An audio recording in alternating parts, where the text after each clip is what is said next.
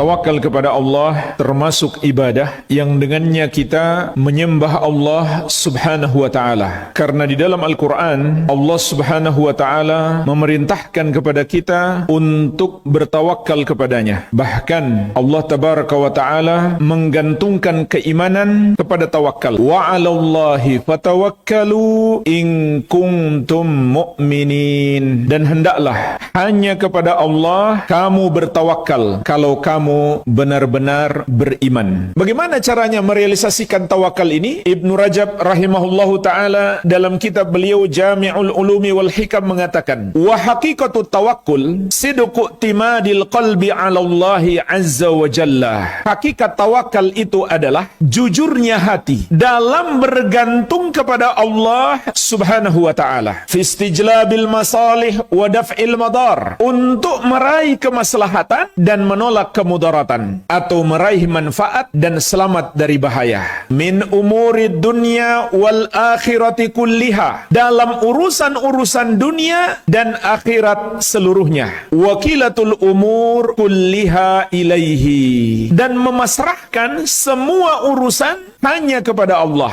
Wa tahqiqul iman, dan merealisasikan keimanan. Bi annahu la yu'ti wa la yamna, bahwasannya tidak ada yang dapat memberi maupun mencegah. Wa la yadurru wa la yanfa, tidak pula ada yang bisa memberi manfaat atau menimpakan mudarat siwahu, selain Allah subhanahu wa ta'ala. Dapat kita petik beberapa poin untuk bisa merealisasikan tawakal. Yang pertama adalah hendaklah kita menggantungkan hati kita hanya kepada Allah subhanahu wa ta'ala. Tidak boleh sedikit pun kita gantungkan hati kita kepada selain Allah subhanahu wa ta'ala. Yang kedua, kita pasrahkan semua urusan kita hanya kepada Allah, baik itu urusan-urusan dunia maupun urusan akhirat, demi meraih maslahat atau menolak mudarat. Dan banyak orang bertawakal kepada Allah hanya dalam urusan dunia, seperti bagaimana makannya hari ini, bagaimana keselamatan anaknya di perjalanan. Betul, itu semuanya harus kita bergantung kepada Allah. Tapi yang lebih penting lagi urusan akhirat. Bagaimana solat kita hari ini? Bertawakallah kepada Allah. Bagaimana akhlak kita hari ini? Bertawakallah kepada Allah. Bagaimana pengamalan terhadap sunnah keluarga kita hari ini? Bertawakallah kepada Allah. Ini yang lebih penting. Dan terutama bagaimana nasib kita di akhirat? Bertawakallah kepada Allah subhanahu wa ta'ala. Yang ketiga, untuk bisa merealisasikan tawakal adalah keyakinan kepada Allah bahwa hanya Dia yang maha mampu menolong kita, karena hanya Dia yang memberi maupun menahan. Hanya Dia pula yang dapat memberi manfaat atau menimpakan mudarat. Maka yakin hanya Allah yang maha mampu menolong kita. Adapun jika ada makhluk yang menolong kita, itu hanya sebab. Yang memampukan makhluk itu untuk menolong kita adalah Allah subhanahu wa ta'ala. Yang keempat, untuk dapat merealisasikan tawakal adalah prasangka baik kepada Allah subhanahu wa ta'ala. Dan dalam hadis qudsi, Allah subhanahu wa ta'ala berfirman, ana inda dhanni abdi bi,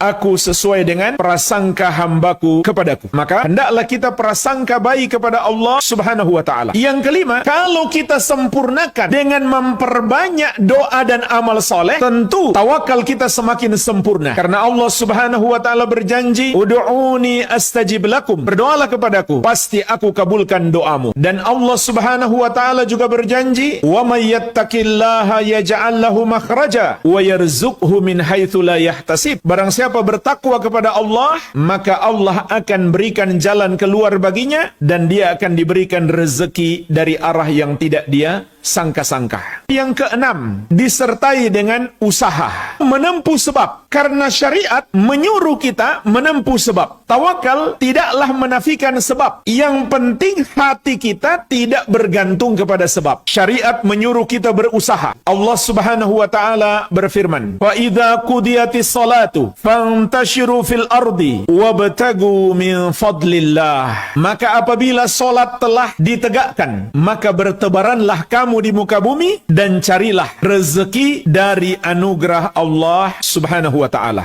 Bukankah Allah yang maha memberikan rezeki? Bersamaan dengan itu, Allah menyuruh kita berusaha.